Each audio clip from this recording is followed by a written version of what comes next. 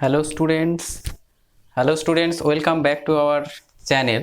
তো আজকে আমরা অর্গানিক কেমিস্ট্রি যদি পড়তে চাই, মানে অর্গানিক কেমিস্ট্রি আমাদের যদি পড়তে হয়, তাহলে সাধারণ কিছু ধারণা আমাদের জেনে রাখতে হবে। সেই সাধারণ ধারণাগুলো হচ্ছে যে কিছু এফেক্ট রয়েছে, সেই এফেক্টগুলো ইলেকট্রনিক এফেক্ট। ঠিক আছে, কিছু এফেক্ট রয়েছে, যে এফেক্টসগুলো কি হতে পারে, ইলেকট্রনিক এফেক্ট। ঠিক আছে, তাহলে সেই এফেক্টগুলো আমাদের অবশ্যই পড়তে হবে। তো এই এফেক্টগুলো না জানলে আমাদের অর্গানিক কেমিস্ট্রি সম্পর্কে ভালো করে জানতে পারবো না। তো এফেক্টগুলো হচ্ছে, প্রথম যে এফেক্ট আমরা পড়বো সেটা হচ্ছে ইন্ডাকটিভ এফেক্ট। Inductive effect. 2 নম্বরে হচ্ছে হাইপার কনজুগেশন। 3 নম্বর হচ্ছে ইলেকট্রোমেরিক এফেক্ট। ইলেকট্রোমেরিক এফেক্ট। 4 হচ্ছে রেজোন্যান্স এফেক্ট। রেজোন্যান্স এফেক্টকে বলা হয় মেসোমেরিক এফেক্ট। তো প্রথমেই যে আমরা টপিকটা পড়বো সেটা হচ্ছে একদম খুব ভালো করে, খুব ক্লিয়ার কনসেপ্ট নিয়ে যেটা পড়বো সেটা হচ্ছে ইন্ডাকটিভ এফেক্ট। তো শুরু করা যাক। Inductive effect.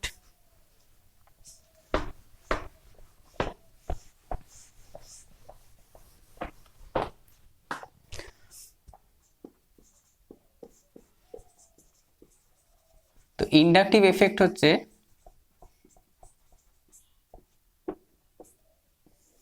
ঠিক আছে ইলেকট্রন ডিসপ্লেসমেন্ট এফেক্ট, মানে সিগমা বন্ড। যদি আমরা ভাবি যে কার্বন কার্বন যে বন্ধন রয়েছে, ঠিক আছে, এইটাকে বলা হয় সিগমা বন্ধন। তাহলে এই কার্বন আর এই কার্বন, যেহেতু এদের ইলেকট্রোনেগেটিভিটি দুজনই সেম অ্যাটম, তাহলে এদের ইলেকট্রোনেগেটিভিটি কোনো ডিফারেন্স নেই। তাহলে এদের মধ্যে কোনো রকম চার্জ বা আধানের ডেভেলপমেন্ট হবে না। ঠিক আছে, যদি আমরা এখানে কার্বনের জায়গায় অন্য কোনো অ্যাটম নিই, ডিফারেন্ট অ্যাটম, ঠিক আছে, এরকম যদি নেই, তাহলে এখানে অবশ্যই একটা চার্জের ডিফারেন্স আসবে। এর যদি ইলেকট্রোনেগেটিভিটি বেশি হয় এক্স এর, তাহলে এর মাথায় আসবে পার্সিয়াল নেগেটিভ চার্জ। ইলেকট্রন যার দিকে বেশি পরিমাণে থাকবে তার মাথায় ডেল্টা, এটাকে বলা হয় ডেল্টা নেগেটিভ, আর এটা হবে ডেল্টা পজিটিভ। ঠিক আছে, তো অবশ্যই যে অ্যাটম দুটো থাকবে কম্পাউন্ডের মধ্যে, সেই অ্যাটম দুটো ডিফারেন্ট ইলেকট্রোনেগেটিভিটির হতে হবে, অথবা অ্যাটম দুটো ডিফারেন্স হতে হবে। ডিফারেন্ট অ্যাটম, সেম অ্যাটম হলে চলবে না। তাহলে সিগমা বন্ডের যে ইলেকট্রন, ঠিক আছে, এখানে আমরা ধরলাম একটা এক্স যুক্ত আছে। তাহলে ইন্ডাকটিভ এফেক্ট হলো যে সিগমা বন্ডেড যে ইলেকট্রন, তার সরণ হবে কোন দিকে, বেশি ইলেকট্রোনেগেটিভ অ্যাটমের দিকে। সিগমা বন্ডেড ইলেকট্রনের সরণ হবে বেশি কোন দিকে, বেশি তড়িৎ ঋণাত্মক মৌলের দিকে, বেশি তড়িৎ ঋণাত্মক অথবা মোর ইলেকট্রোনেগেটিভ অ্যাটমের দিকে।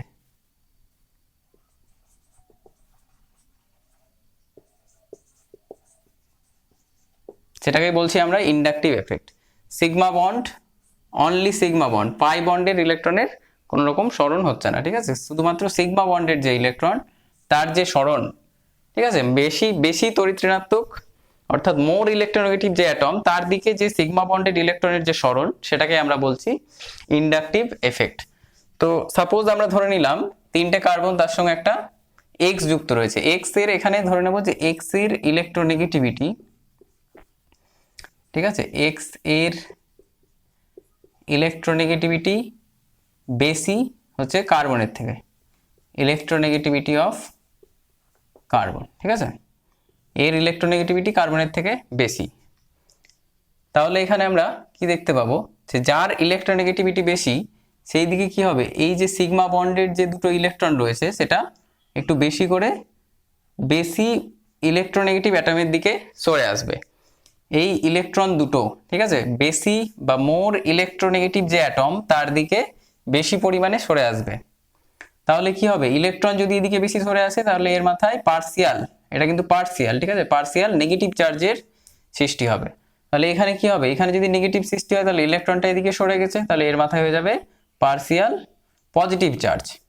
ঠিক আছে, যেহেতু এর মাথায় পার্সিয়াল পজিটিভ চার্জ চলে এসেছে, তাহলে এটাও হয়ে যাবে কার্বনের থেকে। এখানে এই দুটোর যদি আমরা তুলনা করি তাহলে এখানে কার্বন বেশি তড়িৎ ঋণাত্মক, তাহলে কার্বন বেশি তড়িৎ ঋণাত্মকের জন্য এই যে সিগমা বন্ডেড আবার ইলেকট্রন পেয়ার রয়েছে সেটাকে কার্বন নিজের দিকে টানবে। ঠিক আছে, তারপরে যে এখানে যে চার্জের সৃষ্টি হবে সেটা এর তুলনায় কিছুটা কম হবে, তাহলে এটা ডবল ডেল্টা প্লাস।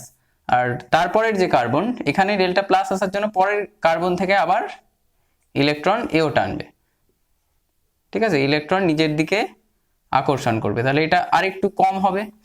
ঠিক আছে, এই যে ইন্ডাকটিভ এফেক্ট সেটা হচ্ছে দূরত্ব নির্ভর। ঠিক আছে, ডিস্ট্যান্স ডিপেন্ডেন্ট, এটা আমরা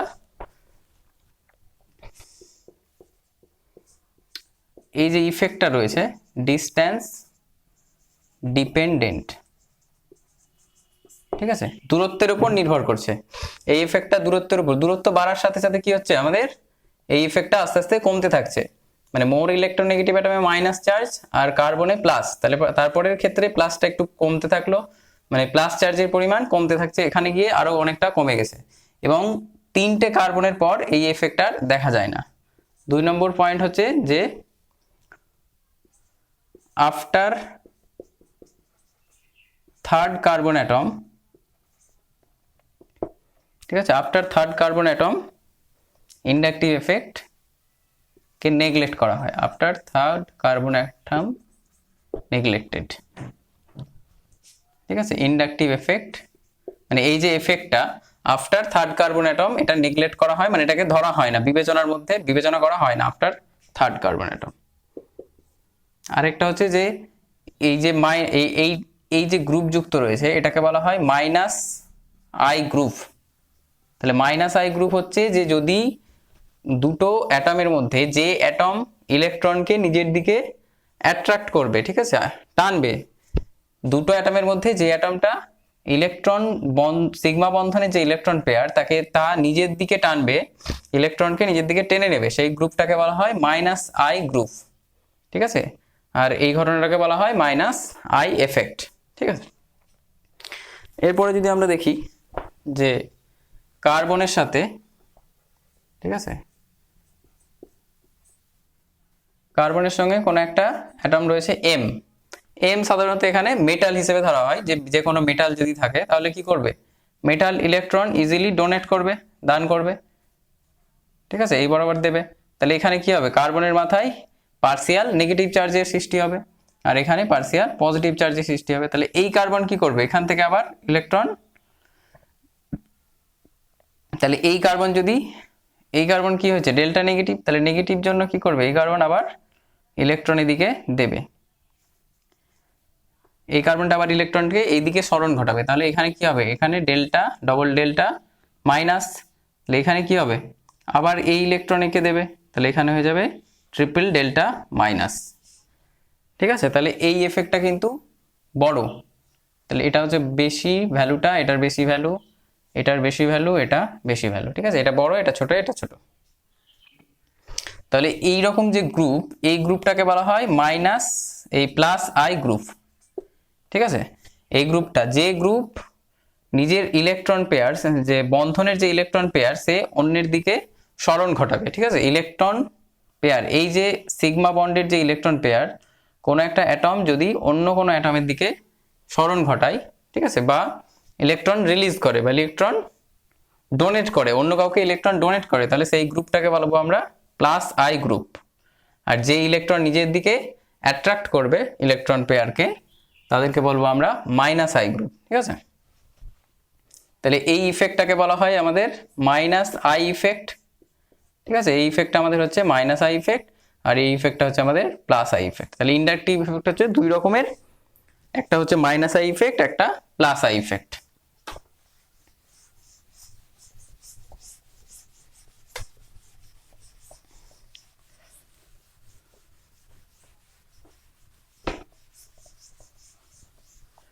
ইন্ডাকটিভ এফেক্ট হচ্ছে একটা পার্মানেন্ট এফেক্ট। ঠিক আছে, পার্মানেন্ট এফেক্ট। এর জন্য কোনো রিএজেন্টের প্রয়োজন হয় না, মলিকুলের মধ্যেই এই ইফেক্টটা সৃষ্টি হয়, তাই এটাকে বলা হয় পার্মানেন্ট এফেক্ট। এবার ইন্ডাকটিভ এফেক্ট আমরা পড়লাম প্লাস আই আর মাইনাস আই। তো প্রথমে আমরা দেখে নিই যে কোন কোন গ্রুপের মাইনাস আই রয়েছে। ঠিক আছে, minus I series according to power. তাহলে কোন কোন গ্রুপের মাইনাস আই পাওয়ার রয়েছে, অর্থাৎ নিজের দিকে ইলেকট্রন পেয়ারকে টানতে পারবে। তো আমরা পাওয়ারটা দেখে নিই। এটা আমাদের মনে রাখতে হবে যে প্রথম যে গ্রুপটা হবে এখানে সেটা হচ্ছে N F three plus greater than N R three plus greater than S R two plus greater than N H three plus greater than NO2 greater than NH3টা হবে সরি, প্রথমে হবে NH3 প্লাস ও NH3 প্লাস তো হয়ে গেছে।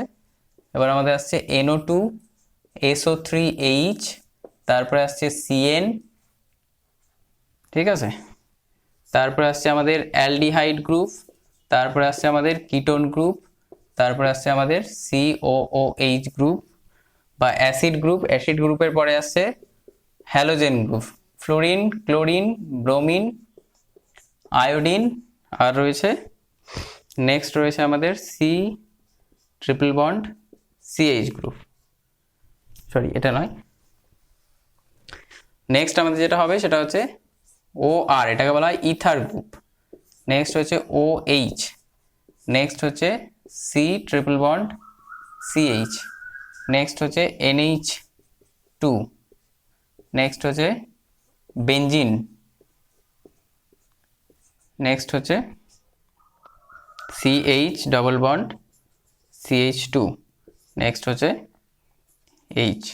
ঠিক আছে, এটা হচ্ছে আমাদের মাইনাস আই সিরিজ, অর্থাৎ কোন কোন গ্রুপগুলোর মাইনাস আই এফেক্ট রয়েছে এবং কার মাইনাস আই এফেক্ট, কোন কোন গ্রুপের মাইনাস আই এফেক্ট বেশি রয়েছে আর কোন কোন গ্রুপের মাইনাস আই এফেক্ট কম রয়েছে, সেই অনুযায়ী আস্তে আস্তে মাইনাস আই এফেক্টটা এদের কমতে থাকছে। ঠিক আছে, এর হচ্ছে সব থেকে বেশি মাইনাস আই এফেক্ট রয়েছে NF3 plus NR3 plus SR2 plus NH3 plus NO2 SO3H আর CN CHO CO আর COOH FCl।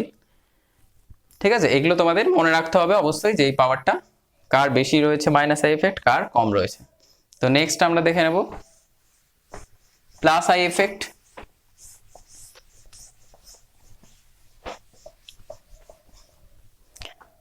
ঠিক আছে, তো প্লাস আই সিরিজ,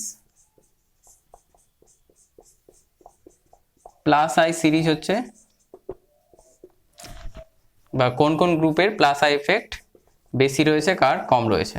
তাহলে CH2 মাইনাস এই গ্রুপের প্লাস আই এফেক্ট সব থেকে বেশি রয়েছে। তারপরে রয়েছে NH মাইনাস, তারপরে রয়েছে O মাইনাস, তারপরে রয়েছে COO মাইনাস, তারপরে হচ্ছে আমাদের 3 ডিগ্রি অ্যালকাইল গ্রুপ, তারপরে রয়েছে 2 ডিগ্রি, তারপরে রয়েছে 1 ডিগ্রি,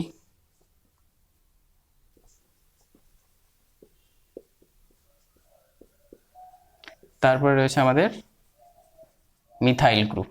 ঠিক আছে, এবার আমরা যদি আইসোটোপ দেখি, যেমন হাইড্রোজেনের 3টে আইসোটোপ রয়েছে। যে প্রথম আইসোটোপ হচ্ছে, একটা হচ্ছে ট্রিটিয়াম বলা হয়, আর একটাকে বলা হয় ডয়টেরিয়াম, আর একটাকে বলা হয় প্রোটিয়াম বা হাইড্রোজেন, সাধারণ হাইড্রোজেন বা প্রোটিয়াম। তাহলে এদের যে মাইনাস আই পাওয়ার, ঠিক আছে, এই প্লাস আই সরি, এদের যে প্লাস আই সেটা হয়ে যাবে এখানে যে টি এর সব থেকে বেশি। ঠিক আছে, যার মলিকুলার মাস বেশি, ঠিক আছে, যার মাস নাম্বার বেশি তার ক্ষেত্রে এই প্লাস আই এফেক্টটা বেশি হবে, যার মাস নাম্বার কম তার ক্ষেত্রে প্লাস আই এফেক্ট কম হবে। ঠিক আছে, তো আমরা এবার কিছু অ্যাপ্লিকেশন দেখে নিই যে এই যে প্লাস আই এফেক্ট আমরা পড়ছি সেটা কাজে লাগবে আমাদের কিসে, কোন কোন ক্ষেত্রে আমরা এই প্লাস আই এফেক্ট ইউজ করতে পারবো, বা এই প্লাস আই এফেক্ট পড়ে আমাদের কি অ্যাপ্লিকেশন, এর অ্যাপ্লিকেশনটা কি কি হতে পারে। তাহলে আমরা দেখে নিই যে অ্যাপ্লিকেশন। তাহলে প্রথম যেটা অ্যাপ্লিকেশন হচ্ছে যে আমরা কোনটা অ্যাসিড, কোনটা বেশি অ্যাসিডিক, কোনটা কম অ্যাসিডিক, সেটা আমরা তুলনা করতে পারবো। ঠিক আছে, কম্পেয়ার করতে পারবো, যে কম্পেয়ার অ্যাসিডিটি বা অ্যাসিডিক স্ট্রেংথ। অ্যাসিডিক স্ট্রেংথ আমরা কম্পেয়ার করতে পারবো যে কোনটা বেশি তীব্র অ্যাসিড বা কোনটা মৃদু অ্যাসিড। তো আমরা দেখে নিই অ্যাসিডের মধ্যে, যে প্রথমেই যদি থাকে যে CH3COOH, ঠিক আছে, নেক্সট রয়েছে ClCH2COOH, বা এখানে আমরা যদি দুটো Cl লাগিয়ে দিই Cl2CHCOOH, তাহলে এক্ষেত্রে আমাদের কোনটা বেশি অ্যাসিডিক হবে, A, B আর C। তাহলে এখানে আমাদের মনে রাখতে হবে প্রথমেই যে প্রথমে আমরা দেখব যে ডিস্ট্যান্স, যে -I গ্রুপের ডিস্ট্যান্সটা সেম আছে কিনা। ঠিক আছে, যেখানে -I গ্রুপ রয়েছে তার ডিস্ট্যান্সটা সেম আছে কিনা। তো অ্যাসিডিক স্ট্রেংথ, অ্যাসিড আমরা কি জন্য বলি, যে অ্যাসিড, যে কোনো যৌগকে আমরা অ্যাসিডিক কখন বলবো, যে যখন সেটা H+ সহজেই দান করবে। ঠিক আছে, তো HA যদি আমাদের অ্যাসিড হয় কোনো, তাহলে HA অ্যাসিড H+ দান করলো, প্লাস যে A- তৈরি হলো অ্যানায়ন, এই অ্যানায়নের স্টেবিলিটি যত বেশি হবে, ঠিক আছে, স্থায়িত্ব যত বেশি হবে, এই অ্যানায়নের স্থায়িত্বের উপর ডিপেন্ড করছে সেই অ্যাসিডটা কত বেশি অ্যাসিডিক, কত তীব্র অ্যাসিডিক, ঠিক আছে, কত বেশি স্ট্রং অ্যাসিডিক, সেটা এই অ্যানায়নের উপর ডিপেন্ড করছে। অ্যানায়নটা যত বেশি স্টেবল হবে বা স্টেবিলিটি যত বেশি হবে, সেক্ষেত্রে অ্যাসিডিটিও তত বেশি হবে। বা এখানে আমরা যদি অ্যাসিডিক স্ট্রেংথ কম্পেয়ার করি, তাহলে আমাদের এখানে মনে রাখতে হবে যে অ্যাসিডিটি প্রপোর্শনাল টু, বা অ্যাসিডিক স্ট্রেংথ, ঠিক আছে, অ্যাসিডিটি বা অ্যাসিডিক স্ট্রেংথ প্রপোর্শনাল টু হচ্ছে -I গ্রুপ। তাহলে -I গ্রুপের পাওয়ার যত বেশি হবে আর +I গ্রুপের সাথে ইনভার্সলি প্রপোর্শনাল। ঠিক আছে, বা এটার সাথে সমানুপাতিক, এটার সাথে ব্যস্তানুপাতিক। তাহলে এখানে আমরা দেখতে পাচ্ছি যে এখানে কি রয়েছে, এখানে যুক্ত রয়েছে +I গ্রুপ, আর এখানে একটা রয়েছে -I গ্রুপ, আর এখানে দুটো রয়েছে -I গ্রুপ।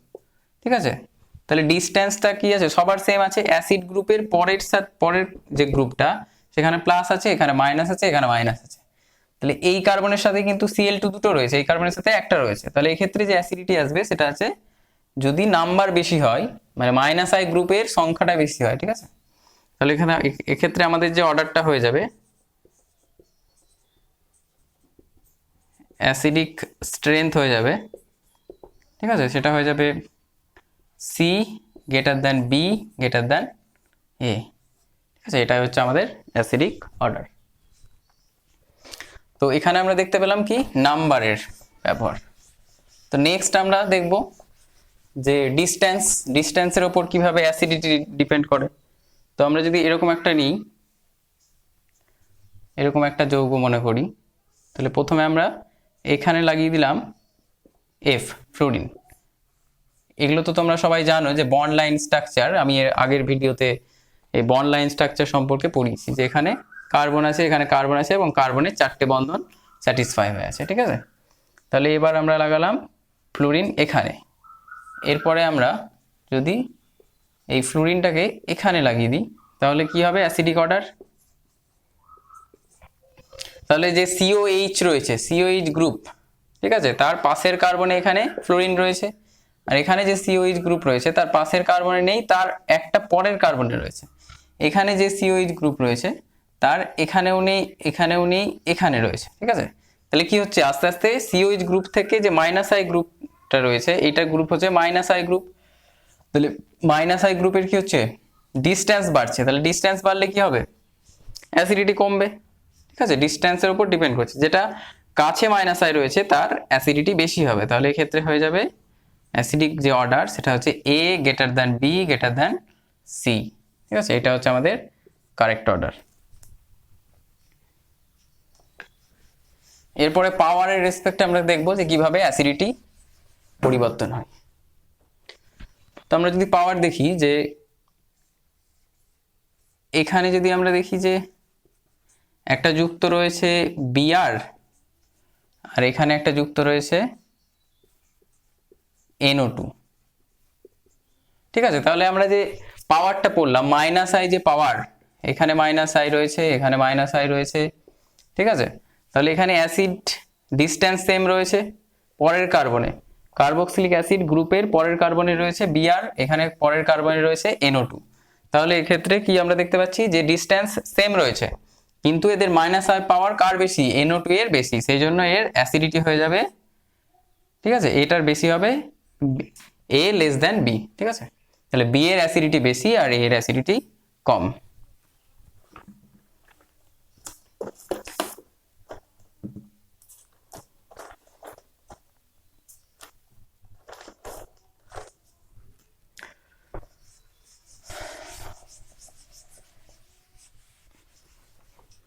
এরপরে যদি আমরা দেখি যে সি ট্রিপল বন্ড সি, তার সঙ্গে কোনো COH গ্রুপ যুক্ত রয়েছে। ঠিক আছে, যদি এখানে দেখি সি ডাবল বন্ড CH 1 2 3 4, তাহলে এখানে 2।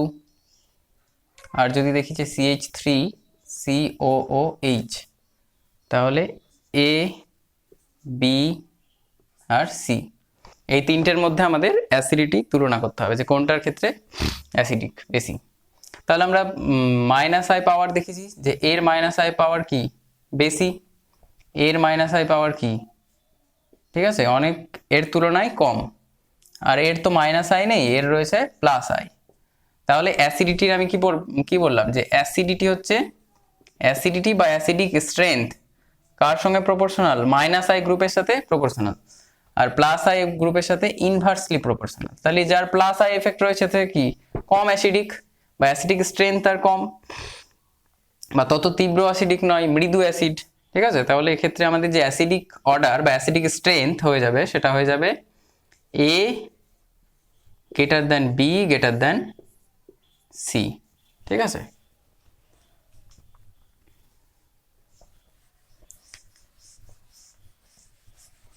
এরপরে আমরা রিং স্ট্রাকচার নিয়ে দেখে নিই যে এখানে রয়েছে অ্যাসিড, এখানে রয়েছে ফ্লোরিন, এখানে অ্যাসিড গ্রুপ,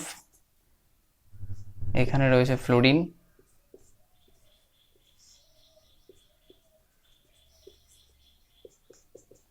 তাহলে এক্ষেত্রে আমাদের কোনটার ক্ষেত্রে অ্যাসিডিটি বেশি হবে, ABC।